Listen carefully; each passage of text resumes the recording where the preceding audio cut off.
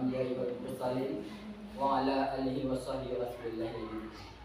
Puji syukur, marilah kita sama-sama kita ucapkan kehadirat Allah Subhanahu wa taala, di mana pada siang berbahagia ini kita telah diberinya kesehatan dan kesempatan dalam melaksanakan acara pembahasan modul 1.4 tentang budaya positif yang merupakan tugas dari calon guru PGA. Selawat berangkat dan salam kita aturkan kepada arwah junjungan kita Nabi besar Muhammad SAW yang berupa doa Allahumma shalli ala Muhammad wa ala ali sayyidina Muhammad. Yang sama-sama kita hormati Bapak Kepala Sekolah SD Negeri 22 Lembak Nampo, yang sama-sama kita hormati Bapak dan Ibu Majelis Guru yang sudah meluangkan waktunya untuk mengikuti acara ini, dan sekali lagi kami ucapkan terima kasih. Untuk susunan acara kita pada siang hari ini, pertama pembukaannya telah berlangsung. Yang kedua, sepatah kata dari Bapak Kepala Sekolah. Yang ketiga, acara pembahasan modul 1.4 tentang budaya positif yang akan kami panggil sendiri. Untuk itu, marilah kita masuk ke acara yang kedua tentang sepatah kata dari Bapak Kepala Sekolah. Pada Bapak Kepala Sekolah, kami persilakan dengan jawab.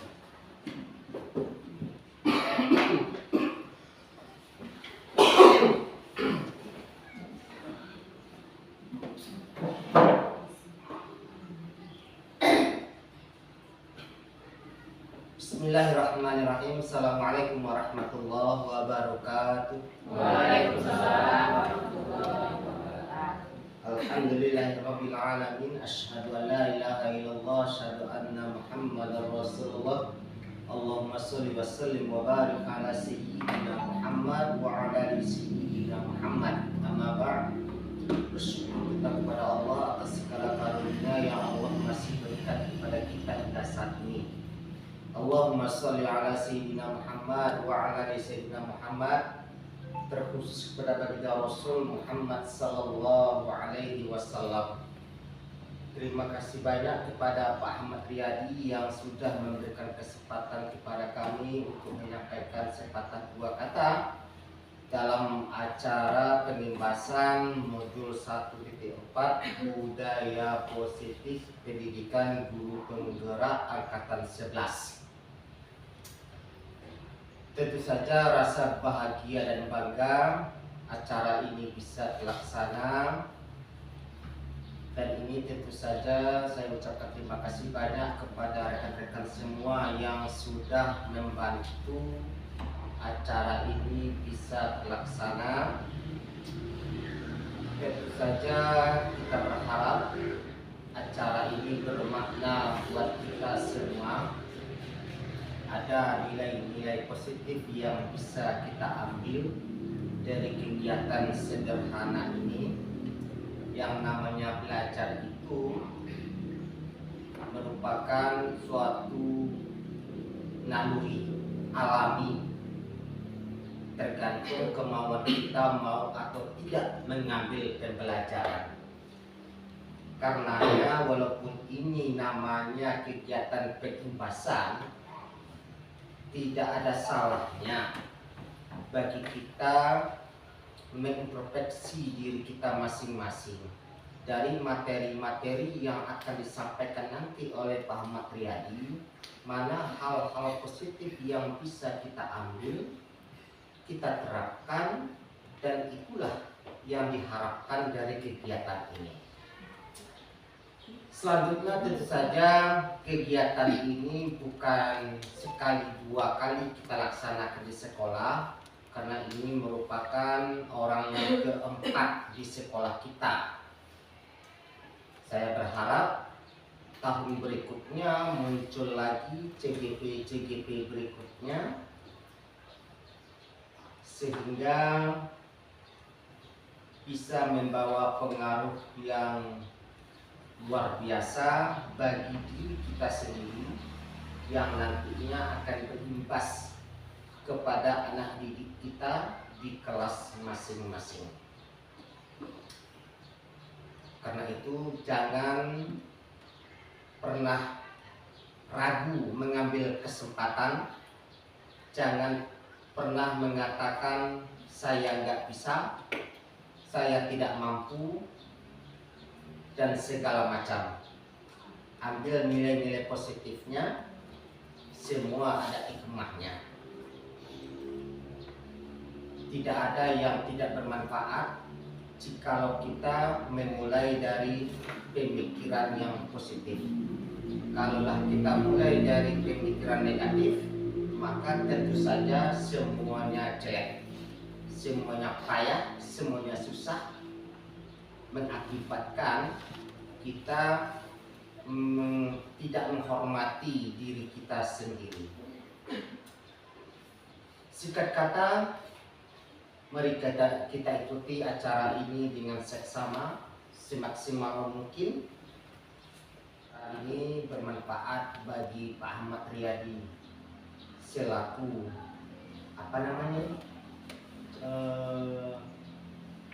CGP, wawancara apa namanya ini? Ya apapun namanya lah. Ya, bermanfaat bagi beliau sendiri dan juga bagi kita bersama. Saya kira ini. Terima kasih banyak. Assalamualaikum warahmatullahi wabarakatuh. Waalaikumsalam.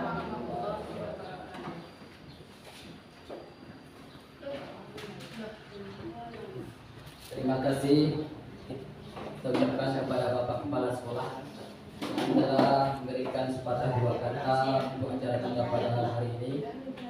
Sebelum kita lanjut tentang pembebasan modul 1.4 tentang budaya positif, terlebih dahulu kita melakukan screening karena kita sudah seharian melakukan aktivitas kita supaya kembali konsentrasi kita nanti untuk mengikuti kegiatan ini.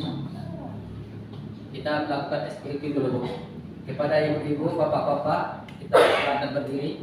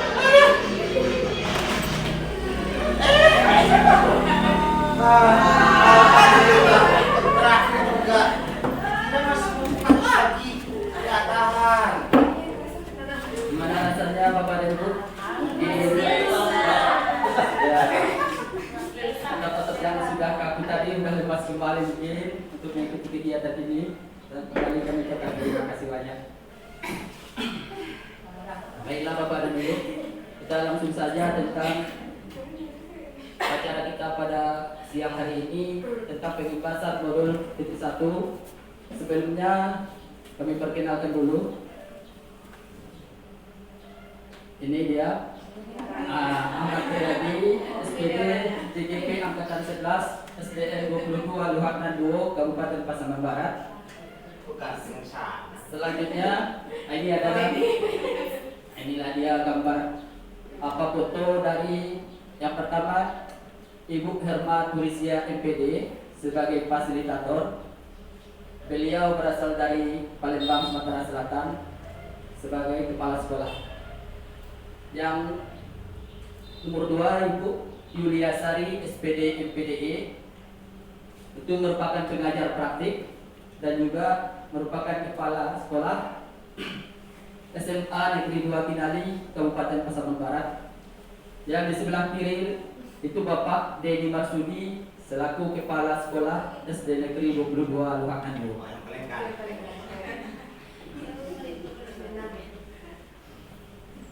Mana tujuannya kegiatan kita pada siang hari ini, melalui kegiatan pengimbauan modul budaya positif, diharapkan komunitas sekolah mampu: 1.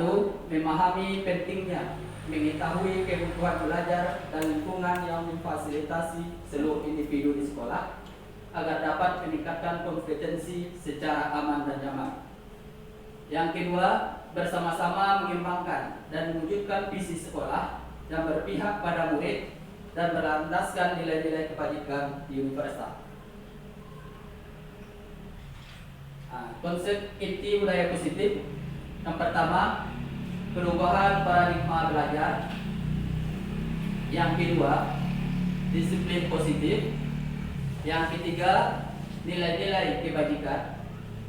Yang keempat, motivasi perilaku manusia. Yang kelima, kebutuhan dasar. Yang keenam, keyakinan kelas. Yang ketujuh, posisi kontrol atau restitusi. Yang kedelapan, segitiga restitusi. Selanjutnya kita masuk tentang pembelajaran paradigma baru. Ini ada beberapa pernyataan tematik. Yang pertama, pembelajaran seperti apa yang selama ini Bapak atau Ibu terapkan. Yang kedua, bagaimana prosesnya. Yang ketiga, bagaimana dampaknya terhadap pengembangan diri murid. Nah, mungkin ada Bapak atau Ibu yang bisa menjawab atau memberikan saran tentang pernyataan yang nomor 1, pembelajaran seperti apa yang selama ini Bapak atau Ibu terapkan. Ini mungkin berhubungan dengan kita, apakah pembelajaran ini gurunya yang paling aktif atau tidak, atau murid. Nah, mungkin arahnya ke sana. Mungkin kalau ada Bapak dan Ibu yang memberikan tanggapan, kami persilakan.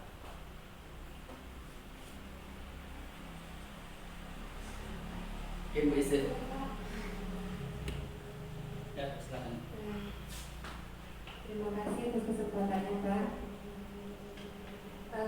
Berdasarkan pertanyaan pemantik yang ada di depan terkait pembelajaran seperti apa yang selama ini diterapkan, terkait pelaksanaan pembelajaran selama ini saya sudah mencoba menerapkan pembelajaran yang mencoba memfasilitasi murid untuk aktif dalam kegiatan pembelajarannya. Murid sudah bisa bekerja sama dalam kelompok serta menyelesaikan atau menemukan sendiri konsep pembelajarannya tanpa perlu kita yang menceramahi seperti itu. Tapi jika dihubungkan dengan konsep budaya positifnya, selama ini saya cenderung dalam pembelajaran itu atau dalam menghadapi peserta didik masih menerapkan yang namanya konsekuensi terhadap kesepakatan yang telah dibuat. Jadi cenderung kalau kita sudah sepakat, apa jika melanggar konsekuensinya seperti apa, cenderung seperti itu. Prosesnya masih anak, jadinya anak itu melakukan sesuatu, kalau melanggar ya ada konsekuensinya. Terkadang saya beranggapan apa yang dilakukan anak itu berarti memang karena takut akan konsekuensi yang terjadi. Dampaknya anak itu cenderung patuh atau disiplin apabila ada gurunya. Itu yang refleksi saya terhadap 3 pertanyaan pemantik yang ada di depan. Terima kasih, Kak. Terima kasih kita ucapkan kepada Ibu Sylvia Bahari yang sudah memberikan jawabannya tentang pertanyaan tematik yang di depan. Kalau ada Bapak dan Ibu yang lain yang ingin menambahkan atau mencoba menjawab, silakan.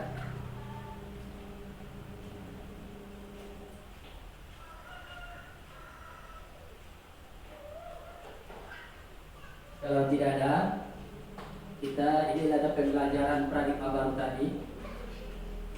Pembelajaran paradigma baru adalah pembelajaran yang dirancang berdasarkan prinsip pembelajaran berdiferensiasi, sehingga pembelajaran disesuaikan dengan karakter dan kebutuhan siswa untuk mewujudkan siswa yang berkarakter sesuai dengan profil belajar Pancasila.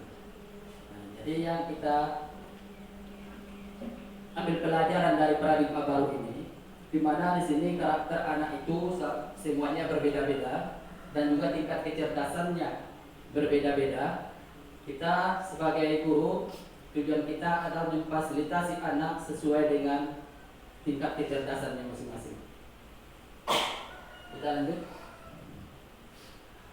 Nah, di sini ada dilanjutkan dengan miskonsepsi teori kontrol oleh Dr. William Glasser dalam kontrol teori. Yang pertama ada namanya ilusi guru mengontrol murid. Artinya di sini kita tidak selalu bisa mengontrol murid setiap hari.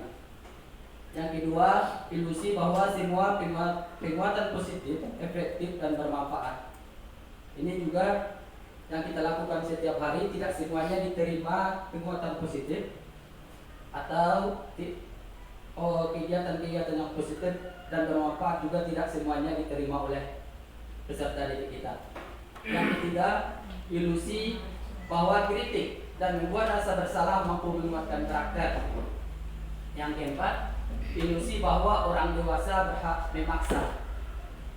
Yang keempat ini artinya mungkin karena kita lebih tua dari peserta didik kita mungkin bisa melakukan sifat memaksa tentang kegiatan yang akan dilakukannya.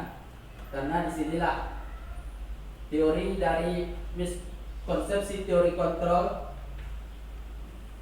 dari Dr. William Glasser dalam kontrol teorinya. Selanjutnya motivasi intrinsik, ini yang perlu yang akan kita tanamkan ke murid. Motivasi intrinsik sangat mempengaruhi siswa untuk bertindak tanpa adanya paksaan dan secara konsisten. Artinya motivasi siswa itu berasal dari dirinya sendiri dan memberikan dorongan kepada dirinya untuk melakukan kegiatan tanpa ada paksaan. Nah, ini yang dinamakan dengan motivasi intrinsik. Lama, Ya, saya boleh diteruskan. Ini apakah bisa langsung diskusi atau nanti ada sesi diskusinya ini? Nah, coba terima kasih. Nah, Ada, nanti kita terakhir ada sesi diskusi. oh begitu ya. Sekarang di Sekarang dengarkan saja begitu. Nah, dengarkan saja dulu, nanti ada. Terima kasih Pak jawabannya. Guru tidak bisa memegang kendali atas diri siswa atau mengontrol tindakan meskipun siswa menuruti arahan dari guru. Bisa saja suatu saat mereka melakukan hal di luar aturan apabila motivasi intrinsik belum tumbuh.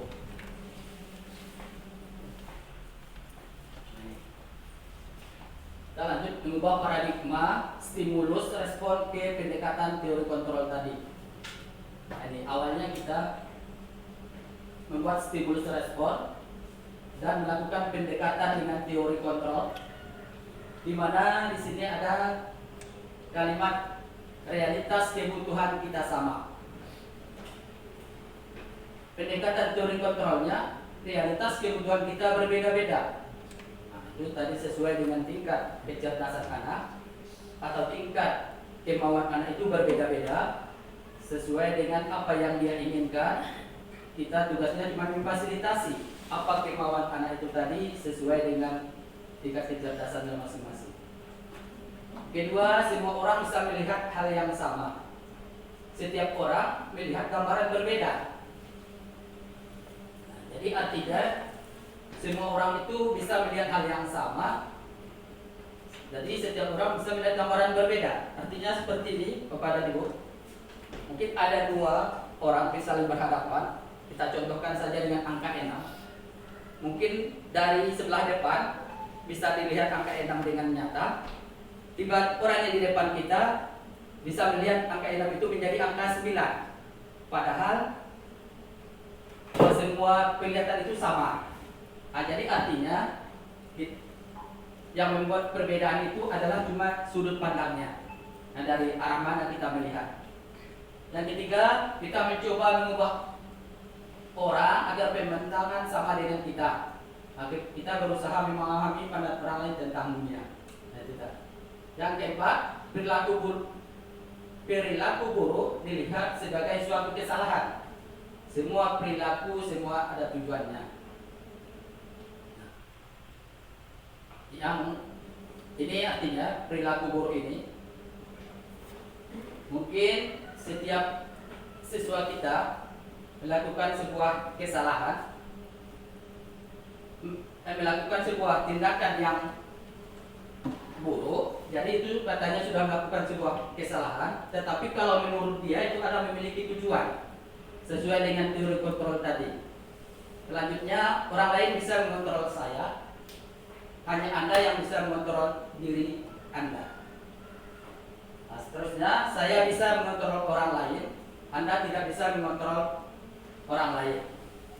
Pemaksaan ada pada saat bujukan gagal, berkolaborasi dan konsensus menciptakan pilihan-pilihan baru.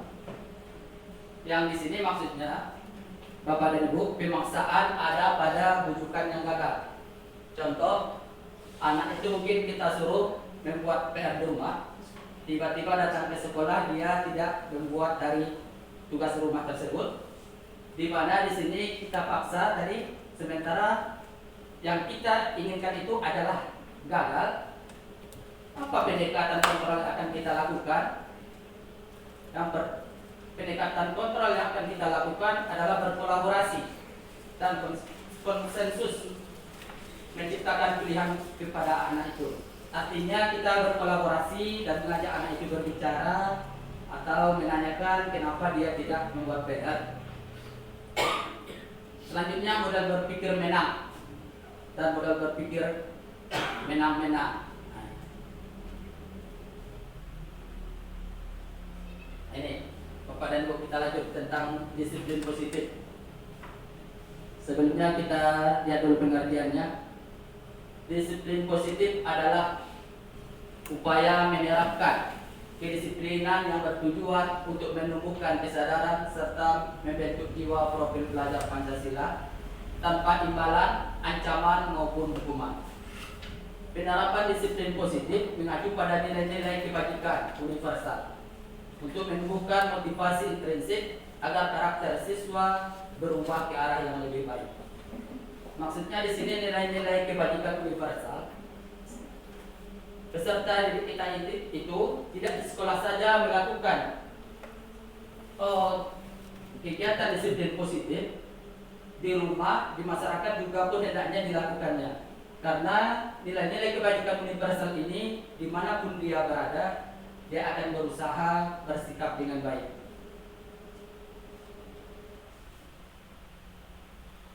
Nah ini. Terus kita lanjut tentang nilai-nilai kebajikan universal tadi. Nilai-nilai kebajikan adalah sifat-sifat positif manusia yang merupakan tujuan mulia yang ingin dicapai setiap individu. Setiap perbuatan memiliki suatu tujuan. Dan selanjutnya, nilai-nilai kebajikan yang diyakini seseorang, maka motivasi intrinsiknya akan terbangun, sehingga menggerakkan motivasi dari dalam untuk dapat mencapai tujuan yang mulia yang diinginkannya.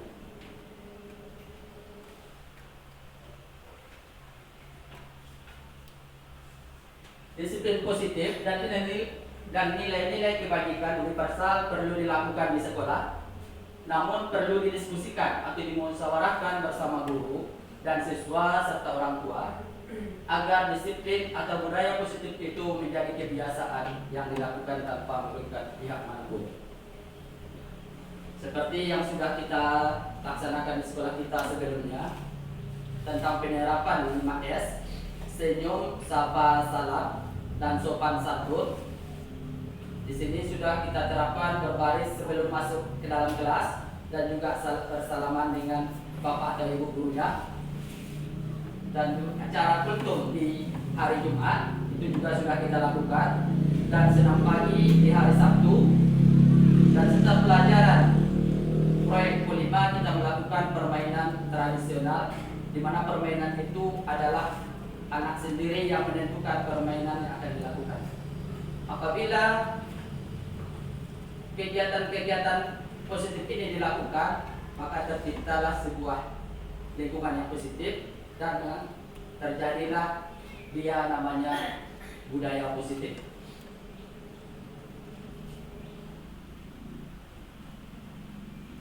Contoh nilai-nilai kebajikan universal di sekolah atau di organisasi. Pertama, profil pelajar Pancasila, beriman dan bertakwa, berakhlak mulia, berkebinekaan global, mandiri, bernalar kritis dan kreatif. Yang kedua, IPYP, toleransi, rasa hormat, integritas, mandiri, menghargai, antusias, empati, ketidaktahuan, kreativitas, kerjasama, percaya diri, dan komitmen. Yang ketiga, keterampilan hidup, dapat dipercaya, lurus hati,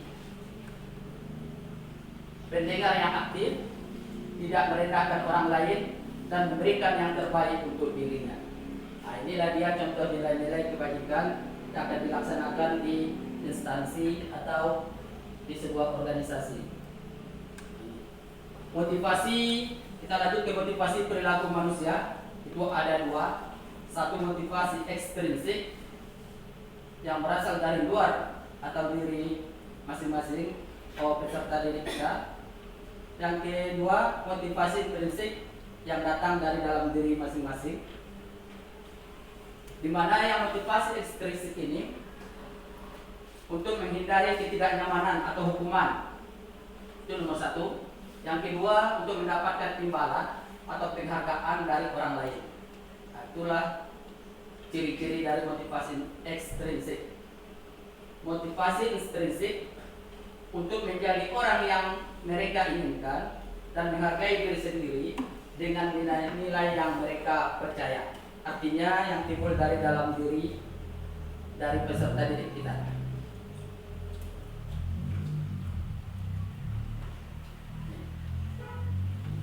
Kita lanjut tentang ada dua identitas, identitas gagal dan identitas sukses.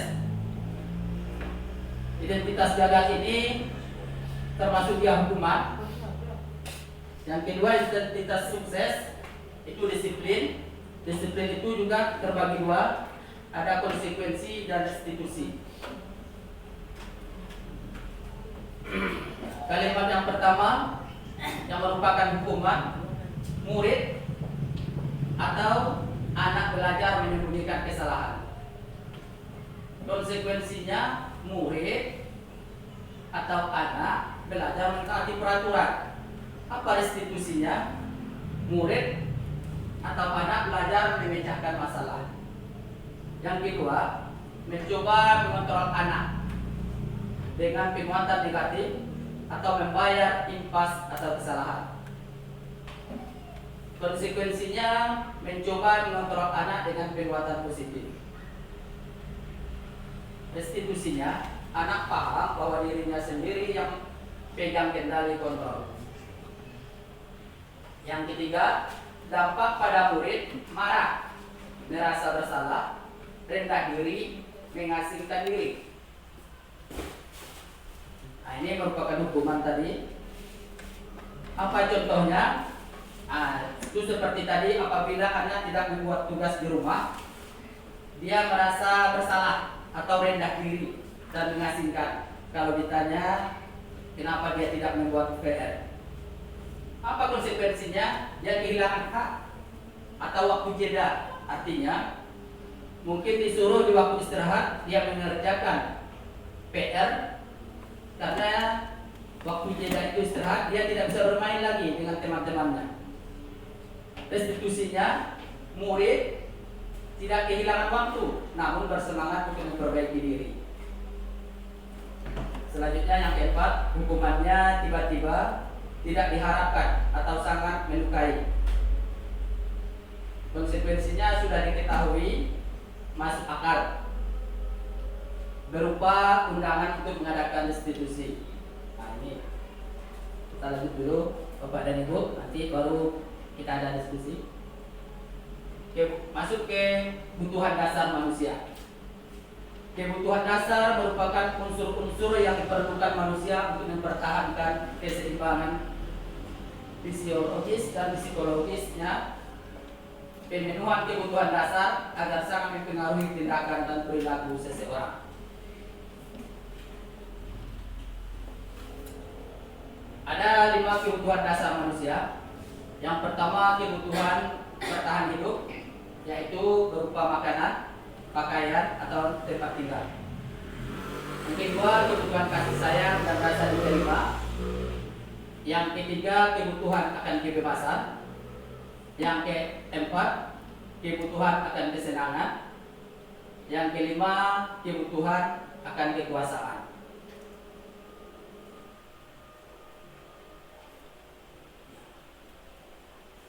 Selanjutnya kita masuk keyakinan kelas. Dalam dunia pendidikan yang terus berkembang, menciptakan keyakinan di dalam kelas menjadi elemen penting dalam membentuk lingkungan belajar yang positif dan produktif.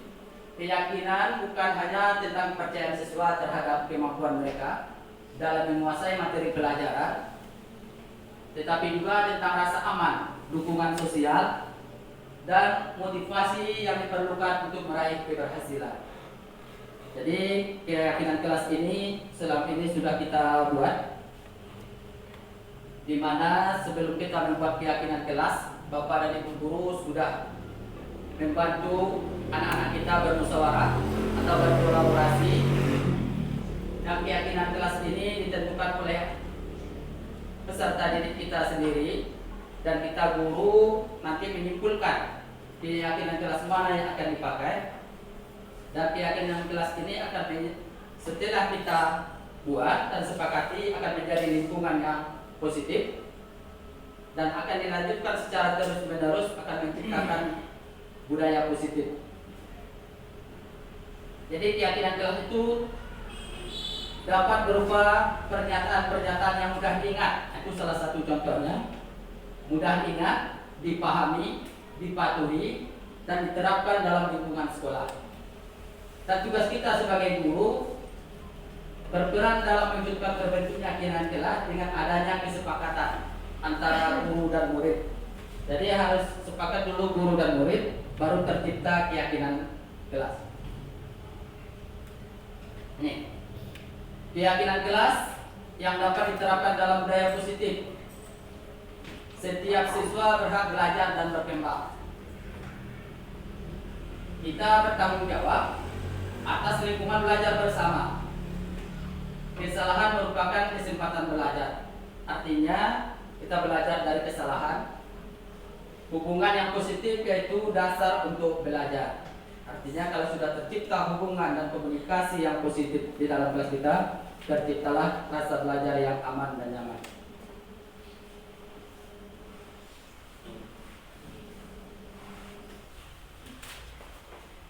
Posisi kontrol dulu. Yang pertama penghukum. Yang kedua sebagai teman. Yang ketiga membuat rasa bersalah. Yang keempat pemantau. Yang kelima sebagai manajer. Contoh penerapannya posisi kontrol dulu. Yang sebagai penghukum. Di sini patuhi aturan saya dengan benar. Jika tidak, awas saja. Ini kalau posisi kontrolnya sebagai penghukum. Yang sebagai teman, ya sudah kali ini tidak apa-apa. Nanti Bapak bantu bereskan. Yang ketiga, membuat rasa bersalah. Gimana jadinya kalau orang tua kamu tahu kamu berbuat begini? Lanjut dulu yang keempat, sebagai pemantau, peraturannya apa tadi? Yang kelima, sebagai manajer, jika kamu menyakitinya, jika kamu meyakininya, apakah kamu bersedia untuk memperbaikinya? Jadi Di antara 5 kontrol tadi, di antara posisi 5 kontrol guru tadi, yang paling baik berada pada posisi kontrol manager. Ini salah satu contoh guru sebagai manajer kontrol. Jadi sudah juga kemarin kita lakukan, guru berdiskusi dengan murid dan mempersilahkan murid untuk mempertanggungjawabkan tindakan dan perilakunya serta mendukung murid untuk menemukan solusi atas permasalahannya sendiri.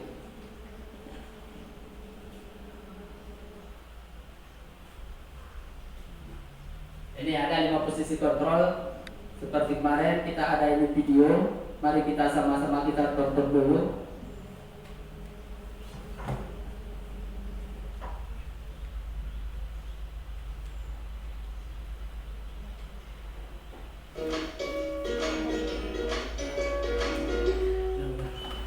Salam bahagia Ibu dan Bapak guru hebat.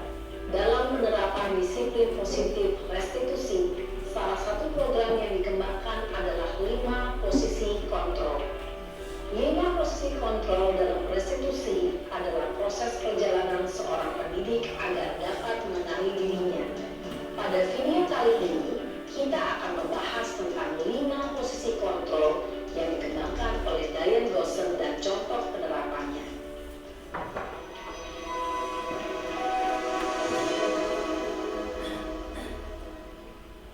5 posisi kontrol itu adalah 1. Posisi penghukum, 2. Posisi pembuat merasa bersalah, 3.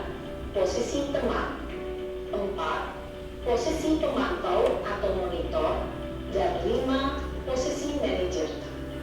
Untuk lebih memahami kelima posisi tersebut, mari kita saksikan kasus Naren yang terlambat hadir 20 menit di sekolah dan melihat bagaimana kelima posisi kontrol dalam menghadapi masalah tersebut.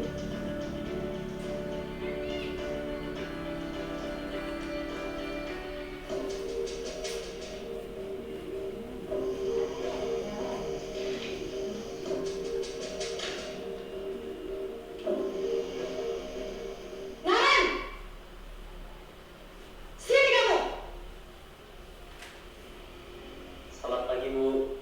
Selalu terlambat. Kamu deh, pasti terlambat. Maaf, Bu. Saya Apa? Apa coba? Alasan kamu apa lagi? Kapan sih kamu tidak terlambat? Malas sekali ya kamu jadi anak. saya Dasar pemalas. Gak kapok-kapok sih kamu. Sudah berapa kali terlambat? Sana, kamu keliling lapangan basket 2 kali. kenapa saya harus keliling lapangan basket, Bu? Kenapa? Kamu mau lawan ibu? Berani-beraninya jawab. Sudah terlambat, masih berani jawab pula. Sekarang, keliling lapangan basket 5 kali sekalian. Biar kapok. Cepat. Pergi sana ke lapangan basket. Posisi penghukum biasanya berbicara dengan nada tinggi, menghardik, menunjuk-nunjuk, menyakiti, dan menyindir. Hukuman bisa berupa fisik maupun psikis. Ibu dan Bapak guru hebat, dampak yang terjadi pada murid ketika guru berada pada posisi penghukum adalah murid cenderung akan memberontak, bahkan menyimpan dendam.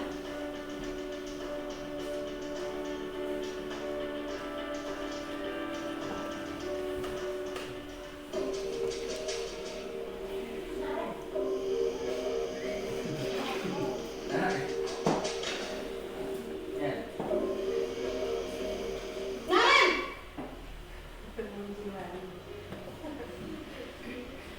Selamat pagi, Bu. Naren, kamu kenapa terlambat lagi, nak? Ya Tuhan, Naren, kamu senang ya bikin ibu susah ya? Kalau kamu terlambat lagi, nanti ibu yang ditegur bapak kepala sekolah, nak. Disangka ibu tidak bisa membina kamu. Duh, gimana ini? Maaf, Bu.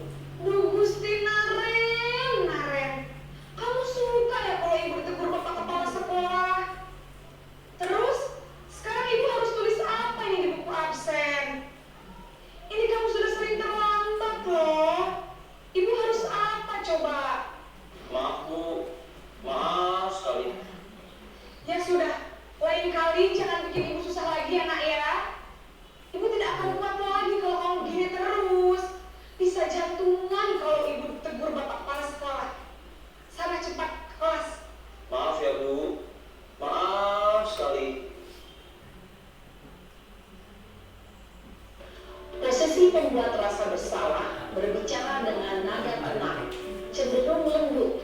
Namun kata-kata yang diutarakan membuat murid merasa menjadi orang yang gagal, memandang buruk dirinya sendiri, merasa tidak berharga, dan tidak sanggup membahagiakan orang lain. Ketika guru mengambil posisi pembuat rasa bersalah, murid akan menganggap dirinya yang bersalah dan ia akan menyimpan emosi negatif tersebut di dalam dirinya.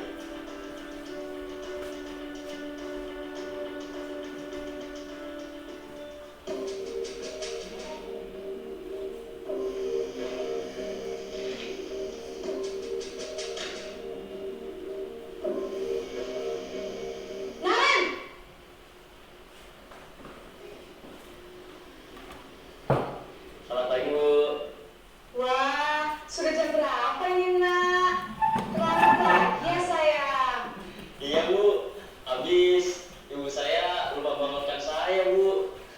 Kamu malah menyalahkan ibu kamu. Kamu bukannya anak yang larinya paling kencang. Kok terlambat sih? Iya, Bu. Saya memang terlambat bangun tadi. Jadi, biarpun saya lari kencang, tetap gak kekejar, Bu. Ya sudah sana. Nanti lain kali larinya lebih kencang lagi ya. Biar gak terlambat lagi. Bikin seneng ibu. Demi ibu. Bisa kan? Bisa lah, Bu. Ya sudah sana masuk kelas. Ibu beresin urusan absen kamu. Kamu ini ada-ada saja. Dalam posisi teman, guru berbicara dengan nada suara ramah, akrab, cenderung bersenda gurau untuk menjaga suasana tetap santai. Murid akan merasa senang, aman, dan akrab dengan guru. Identitas yang tercipta adalah identitas sukses atau berhasil. Namun, perlu diingat, karena ini masih dorongan eksternal, maka ada faktor ketergantungan dari murid kepada orang tertentu. Di sini, guru absennya, sehingga di lain waktu, murid bisa berperilaku baik, namun hanya kepada orang-orang tertentu saja.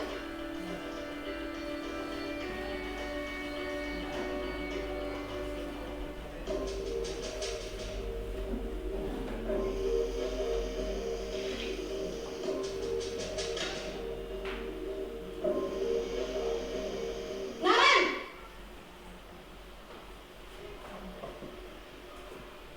Selamat pagi, Bu. Naren, apa peraturan sekolah kita tentang jam berapa kita harus masuk sekolah, Nak? Kita harus di sekolah jam 7, Bu. Iya, betul. Sekarang sudah jam 7.20. Naren sudah tahu konsekuensinya jika terlambat hadir. Paham, Bu. Saya harus tinggal kelas pas jam istirahat selama 20 menit. Iya, benar. Konsekuensinya demikian. Jadi nanti jam 9.30 pas istirahat, kamu harus tinggal di kelas, kerjakan tugas tambahan untuk ketertinggalan kamu, ya? Baik, Bu. Posisi pemantau mengandalkan penghitungan atau data untuk mengontrol murid. Guru mengarahkan murid berdasarkan peraturan dan konsekuensi. Seorang pemantau menunjukkan bahasa tubuh dan ekspresi wajah yang datar dan cenderung formal.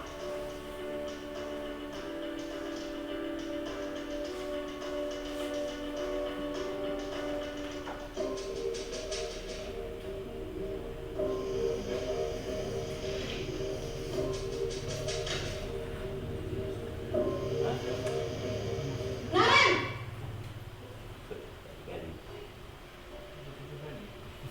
Selamat pagi, Bu.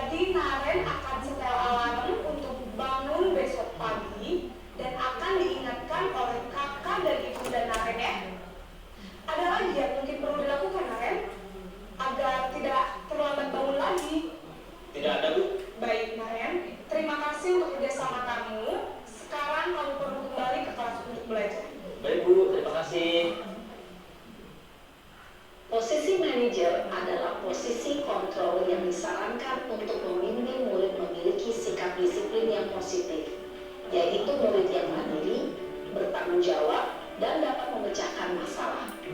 Tujuan dari posisi ini adalah agar murid dapat merefleksi atas tindakannya. Guru akan dengan tulus memberikan pertanyaan-pertanyaan bermakna, sehingga membuat murid dapat belajar dari kesalahannya dan mencari sebuah solusi untuk menyelesaikannya. Ibu dan Bapak guru hebat, setelah mengamati adegan kelima posisi kontrol tadi, kira-kira posisi mana yang paling ideal? Posisi mana yang dapat menunjang motivasi intrinsik murid? Ya, tentu posisi manajer. Posisi ini memang posisi ideal dan ingin dituju setiap pendidik. Pada posisi inilah, guru dapat menerapkan disiplin positif yang berpihak pada murid, yang memerdekakan murid. Perjalanan seorang pendidik tentunya tidak mudah untuk sampai pada posisi seorang manajer. Namun, tujuan kita pasti, yaitu menciptakan murid-murid yang mandiri, merdeka, dan bertanggung jawab. Semoga penggambaran 5 posisi kontrol yang telah diperlihatkan ini dapat menjadi ajang refleksi bagi kita semua, agar dapat terus mengasah dan menerapkan disiplin positif yang memerdekakan murid. Mari terus berlatih dan bersemangat. Selamat menerapkan. Salam dan bahagia, Ibu dan Bapak guru hebat.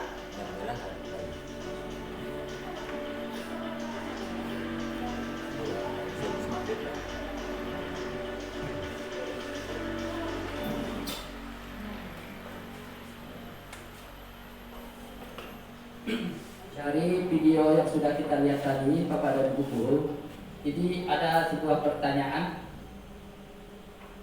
di manakah posisi saya selama ini? Ini kita bisa jawab sendiri-sendiri.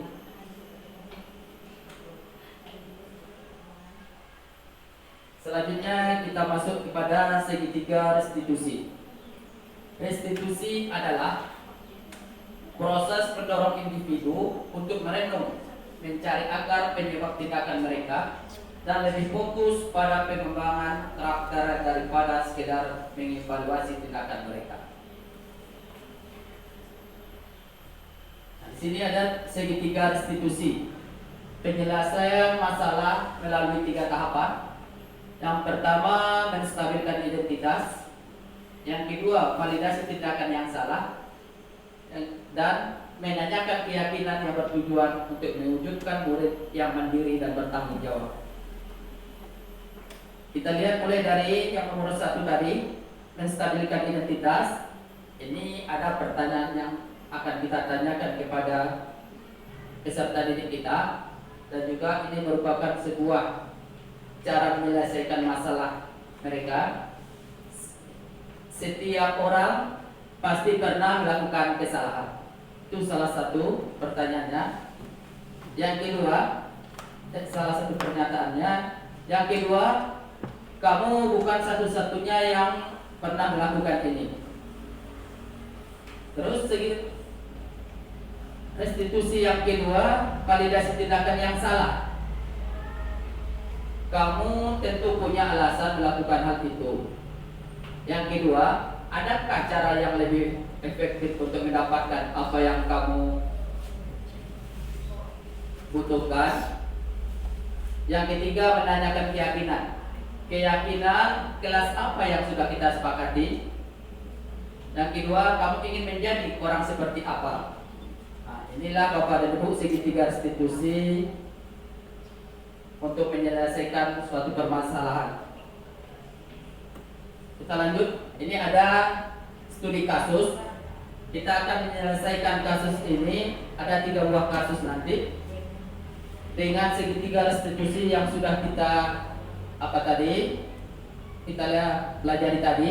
Ada kasus 1, ada kasus 2, dan juga ada kasus 3, di mana masing-masing Bapak dan Ibu kita bagi aja per kelompok sesuai dengan deretan mejanya. Jadi yang kelompok sebelah sana Ibu Mutiara, Ibu Rika, Ibu Resna. Yang kelompok sini Ibu Endang, Ibu Kuat, dan Ibu Pibi. Kelompok sini Pak Abdan, Pak Andi, dan Bu Ratna. Mari kita sama-sama menyelesaikan kasus ini. Ini ada langsung dijawab nanti. Jadi yang kelompok sini langsung aja kasus 3, kasus 1, kasus 2, kasus 3. Silakan Bapak dan Ibu, kita buat. Ya, itu ada beberapa pertanyaan tematik di sana sesuai dengan kasus studi kasus yang dihadapi.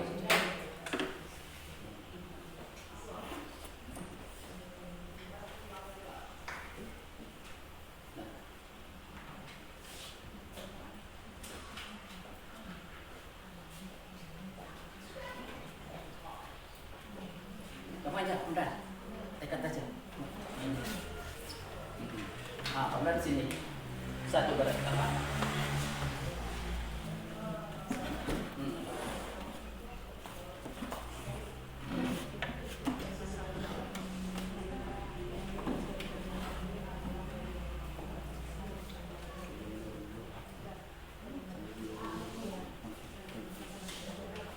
Ya, silakan Bapak dan Ibu. Itu sudah ada apa tadi kasusnya. Silakan kita selesaikan dengan segitiga restitusi tadi. Ya.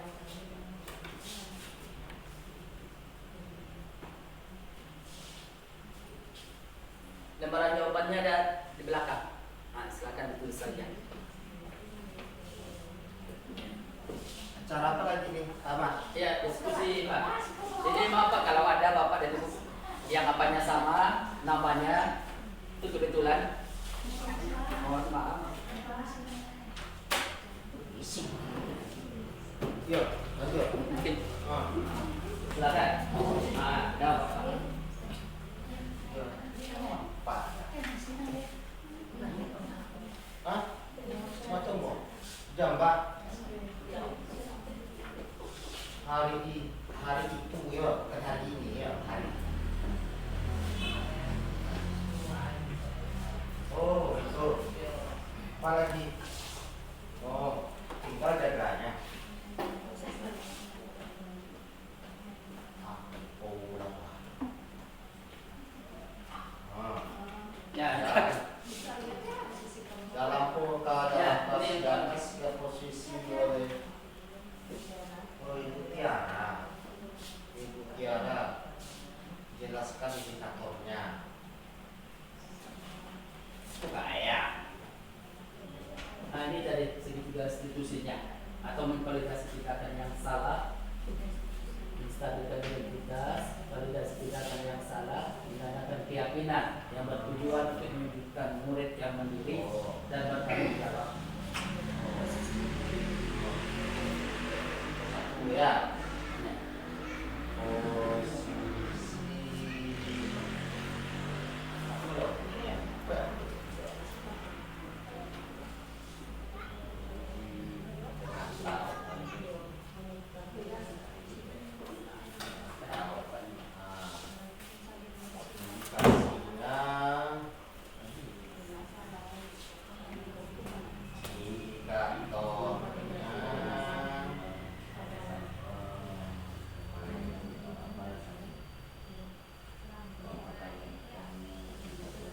Ya,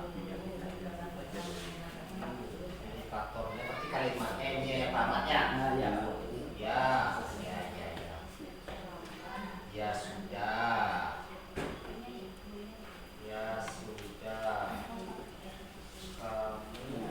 Ada cukup, silakan. Ada lembaran jawabannya di belakang. Kami sudah. Belum bikin.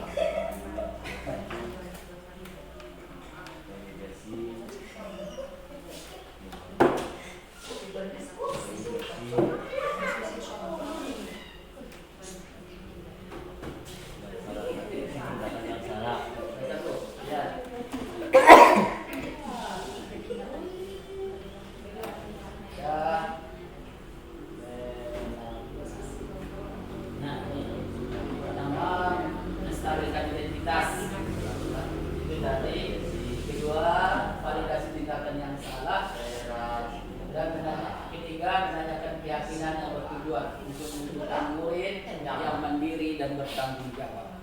Boleh. Ketika Ibu Tiara mengambil posisi seorang manajer, apa yang akan dikatakannya? Kalau Ibu Tiara, apa yang akan Ibu katakan dengan kasus nomor 2 ini? Di sini Ibu Tiara.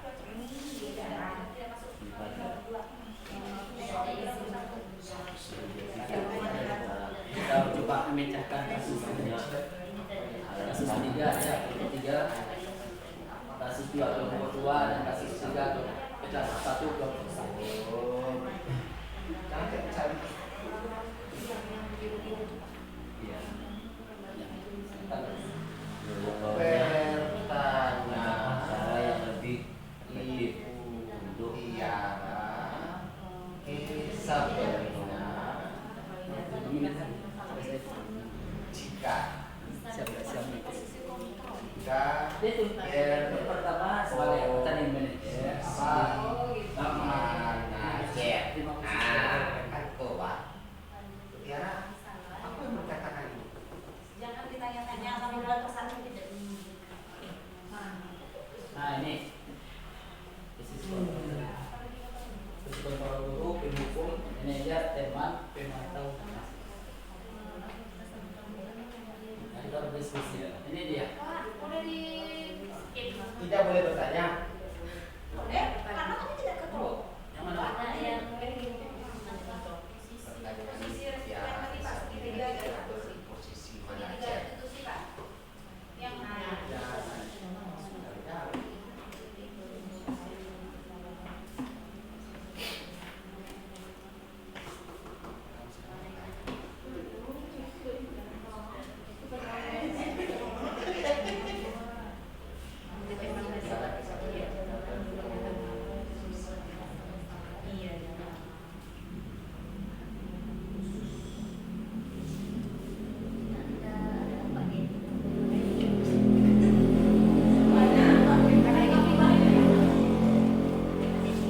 Ya, semangat Bu, semangat. Ya.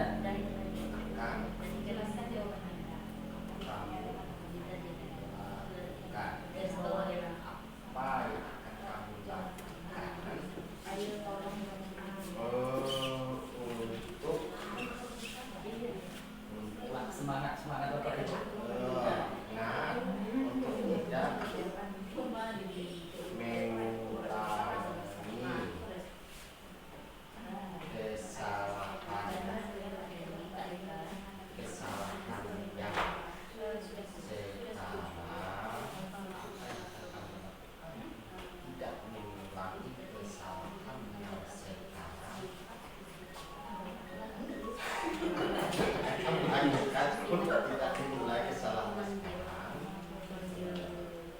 Sesuai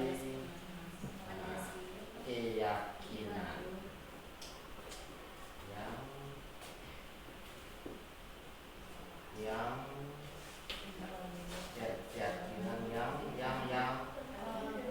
Semangat Pak, semangat, semangat Bapak Ibu. Iya. Ya, semangat. mulai ya. Yuk. Ada yang nanya, nah. Apa udah ada yang siap? Sebentar lagi ya. Waktunya masih ada sebentar. Bila Anda kepala sekolah, Ya, di sekolah itu doang tuh kepala sekolah itu. apalagi sambungnya ini ke bawah nih. Iya. Oh, kira-kira bila Anda, saya bukan kepala sekolah. Kira-kira bila Anda kepala sekolah di sekolah tersebut memiliki kewajiban apa yang ingin dituju oleh peraturan yang harus berwarna hitam? Karena kepala sekolah hitam gitu. Nah, aman terus. kalau punya. Oh, ini kebajikannya. Kenapa harus sepatu harus berwarna hitam? Apa nilai kebajikannya?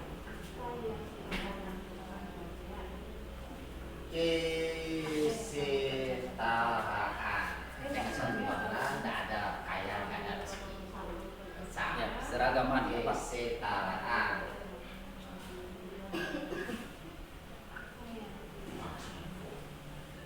Apa lagi? Ada Pak, semangat. Apa lagi? Ya. Kesetaraan.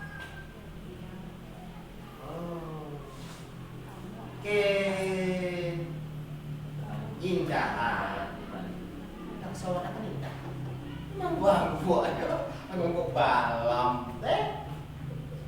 Semangat Bu, Bapak dan juga semangat. Nah, ya.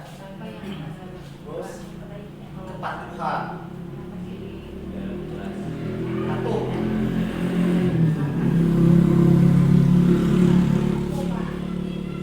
Ya. Pak, masih ada? Hah?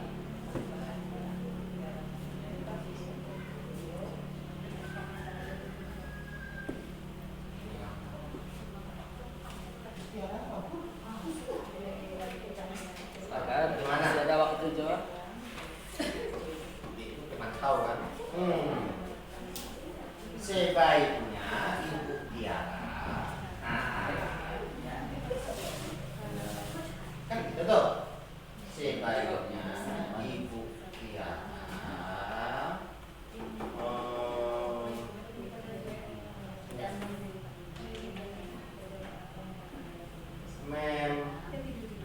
kalau pesannya dapat bocoran. Aja semangat Bu. Enggak ada ya? Iya, harus semangat berkolaborasi. Iya. Sebaiknya ibu Tiara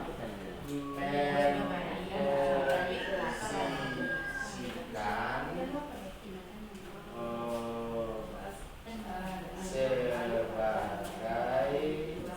manajer. Udah selesai. Nah, selesai. Selesai. Ya, masih ada ini satu lagi Pak. Selesai. Yang cepat selesai dapat hadiah. Ya. Ya. Pas selesai cepat pulang. Hah? Enggak boleh lah.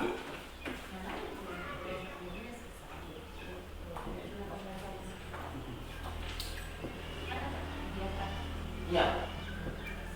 Jadi dapat hadiahnya ngambil balik kelas ya. Jangan berputar.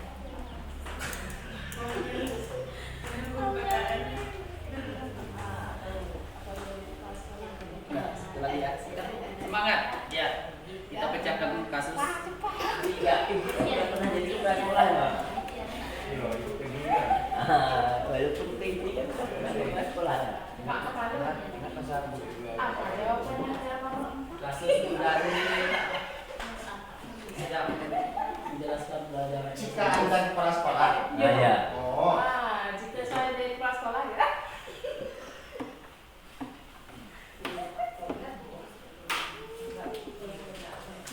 Tapi di sini ada kepala sekolah Ica kan?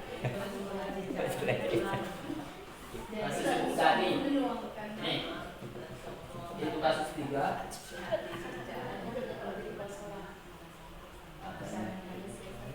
Memanggil si pacar.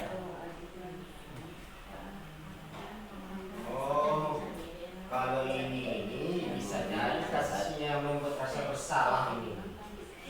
Ya. Itu tadinya. Iya.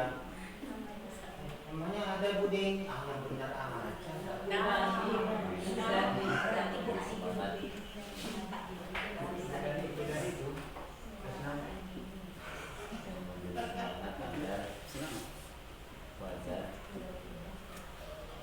Kalau studi kasus nomor 3 itu rasa bersalah itu, membuat rasa bersalah itu.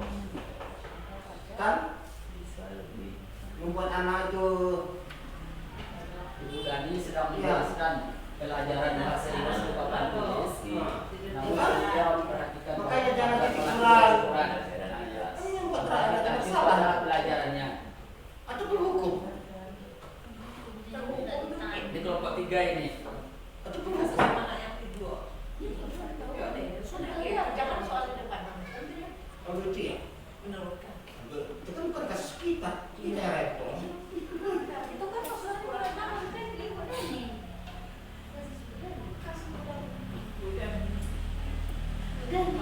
Dan itu udah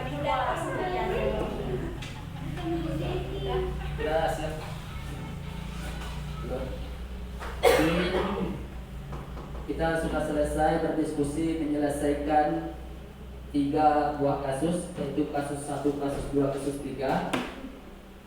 Mudah-mudahan saat selesai acara kita hari ini ada guna dan manfaatnya bagi kita semua. Terima kasih atas perhatiannya dan mohon maaf atas segala kekurangannya. Wabillahi taufiq wal hidayah. Assalamualaikum warahmatullahi wabarakatuh. Waalaikumsalam warahmatullahi wabarakatuh.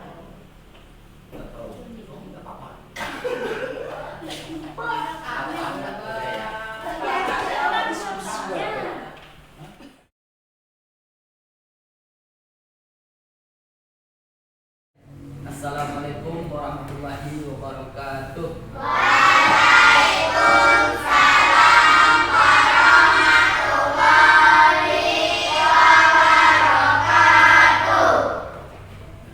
Gimana kabarnya anak-anak bapak semua? Alhamdulillah.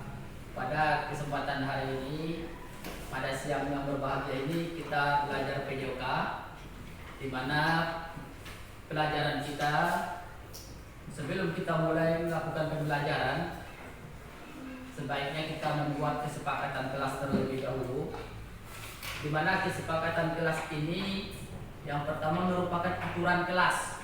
Aturan kelas yang akan kita buat.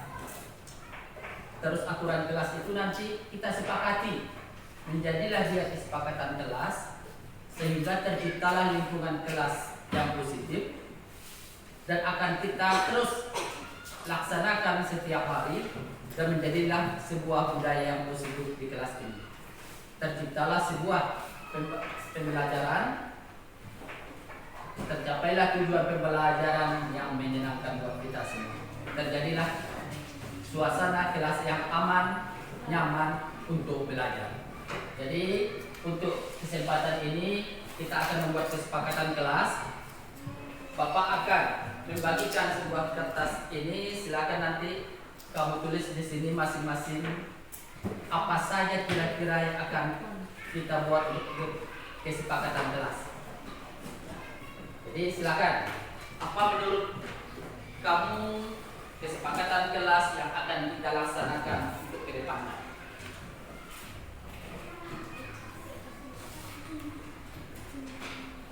Jadi silakan, bagi yang sudah dapat kertas, semuanya.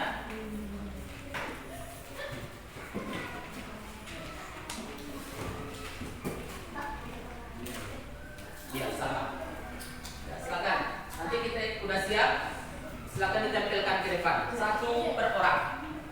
1 buah kesepakatan 1 orangnya.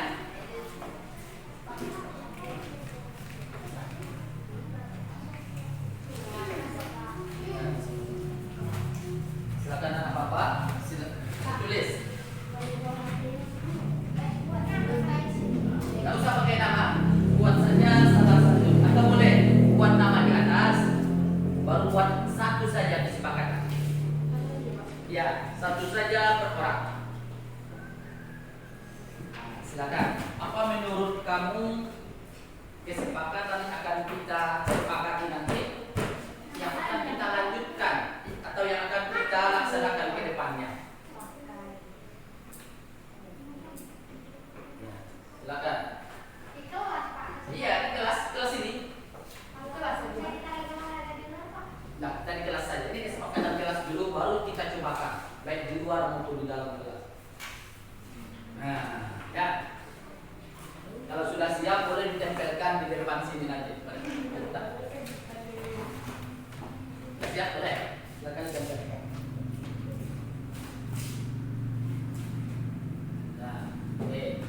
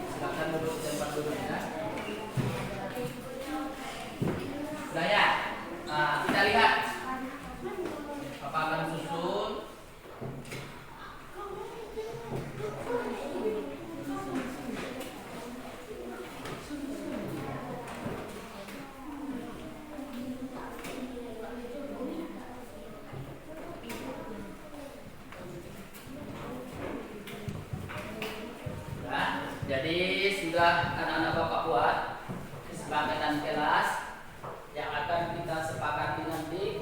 Sekarang kita Bapak simpulkan dulu apa saja kesepakatan yang sudah kami buat.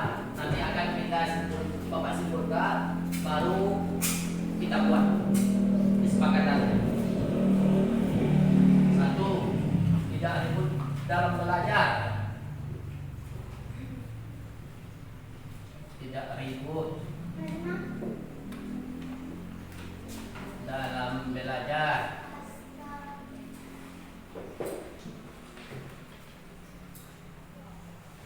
2. Berpakaian olahraga pada saat olahraga. Terus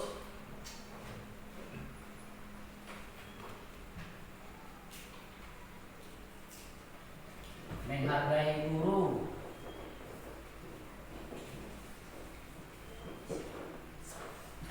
Guru saat berbicara.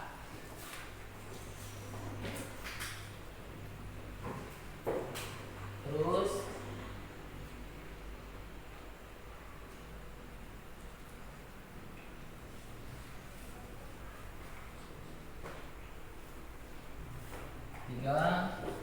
yang keempat, menghargai teman saat berbicara. Ya, oke.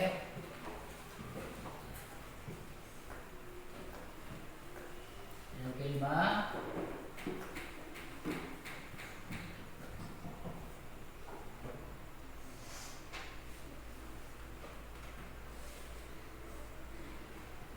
bersikap sopan.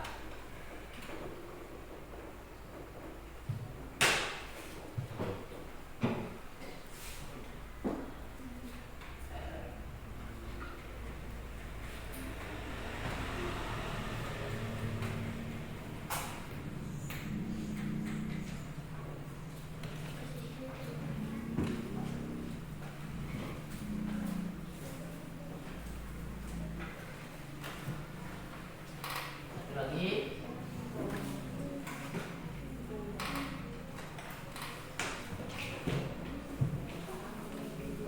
hadir tepat waktu. Ya, ini baru ada. Nah, ini tadi sudah Bapak simpulkan tentang kesepakatan yang sudah anak-anak Bapak buat dan sudah ditempel di depan. Sudah nampak ini. Sekarang sudah Bapak simpulkan di mana nomor 1, silakan dilihat, tidak ribut dalam belajar. Sepakat tidak? Sepakat. Oke. Yang kedua, berpakaian olahraga pada saat olahraga. Sepakat? Oke. Yang ketiga, menghargai guru saat berbicara. Keempat, menghargai teman saat berbicara. Yang kelima, bersikap sopan. Yang keenam, hadir tepat waktu.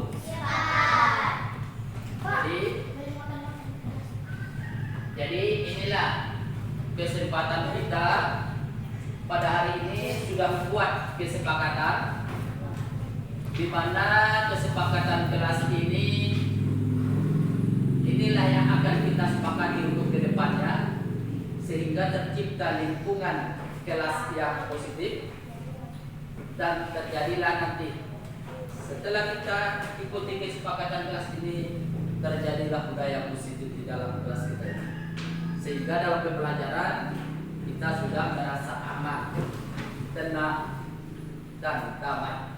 Ya, jadi karena sudah kita sepakati semua, inilah kira-kira hasil kesepakatan kita. Nanti akan Bapak tempelkan di dinding kelas kita supaya setiap hari bisa kita lihat. Mungkin itu saja kegiatan kita kesepakatan kelas hari ini. Bapak ucapkan terima kasih kepada anak Bapak semua. Terima kasih. Kalau ada sikap atau kata-kata Bapak tadi yang tidak berkenan, Bapak mohon maaf.